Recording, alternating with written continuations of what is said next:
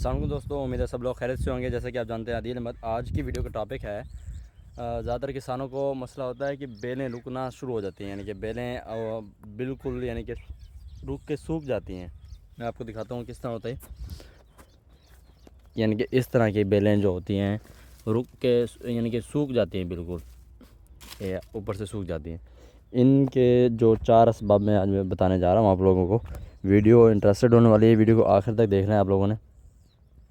ज़्यादातर होता है इस तरह है कि हम जब पानी लगाते हैं, ज़्यादा पानी लगा देते हैं तो नमी की वजह से ज़्यादातर फंगस लग जाती है और ज़मीन यानी कि बिल्कुल कमज़ोर पड़ जाती है। तो जब अंदर से जड़ों के अंदर फंगस लग जाती है तो जड़ें कमज़ोर हो जाती हैं, तो खुराक नहीं खींच पाती।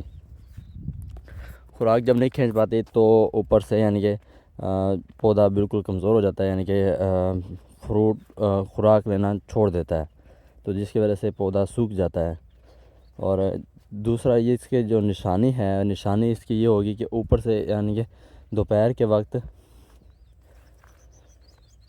वक्त जैसे टेम्परेचर ज़्यादा होगा तो पत्ते जो भी होंगे यानी कि बेलों वाली जो भी यानी कि वो होगी यानी कि फील्ड आपकी, तो बिल्कुल यानी कि मुरझा जाएगी।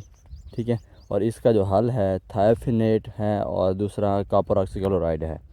और दूसरा जो होता है वाइट फ्लाई यानी कि एफेड्स और सुस्तेला वगैरह वो होता है। इसका दूसरा असर ये होता है और जिसकी वजह से पत्ते बिल्कुल यानी कि मुरझा जाते हैं। और इसका जो हल होगा हम मीरा क्लोप्रोइड यानी कि हमारा ब्रांड है बायर का कॉन्फिडोर, वो यूज़ कर सकते हैं। ठीक है। और तीसरा जो होता है इसमें तीसरा होता है वो न्यूट्रिएंट्स की कमी, यानी कि बाज़ किसान वगैरह यानी कि वो डीएपी और नाइट्रोजन और इन पे ज़ोर दिए रहते हैं कि बस यही हल है, इनका यही हल है, लेकिन ये हल नहीं होता। बाज़ बेलों वाली सब्जियों में ना, बेलों वाली उसमें फील्ड में ज़्यादातर बेलों वाली सब्जियों में तो बेलों वाली यानी कि जो भी फील्ड वगैरह होती है उनमें ज़्यादा अदर न्यूट्रिएंट्स जैसे कॉपर, जिंक, मैग्नीशियम, कैल्शियम वगैरह की कमी हो जाती है, जिससे फल वगैरह गिरना शुरू हो जाते हैं, फल टेढ़े हो जाते हैं और फल यानी कि अपनी असल शक्ल में नहीं आ पाते। ठीक है। तो उसके लिए हमें पोटाश वगैरह की देने की ज़रूरत पड़ती है, मैग्नीशियम, बोरान वगैरह की ज़रूरत पड़ती है। सिर्फ डीएपी और नाइट्रो वगैरह काम नहीं करती। ठीक है। और तीसरा जो होता है तीसरा टेम्परेचर होता है। टेम्परेचर बेलों वाली सब्जियां जो हैं तूरी और करेला 40 डिग्री सेंटीग्रेड सिर्फ बर्दाश्त कर सकते हैं। और अदर दूसरी जो होती हैं दूसरी यानी कि दूसरी किस्म की बेलें वगैरह यानी कि दूसरी किस्म की जो भी फील्ड है वो 40 डिग्री सेंटीग्रेड बर्दाश्त नहीं कर सकती। तो इसका ये होता है कि 40 डिग्री सेंटीग्रेड बर्दाश्त कर सकती हैं बेलों वाली सब्जियां और इसमें ज़्यादा फ्रूटिंग देती हैं। और इसमें हमें हमें जो है दिन सुबह के वक्त पानी लगाना चाहिए या तो फिर शाम के वक्त पानी लगाना चाहिए, वो भी हस्ब ज़रूरत, ज़्यादा नमी ना हो।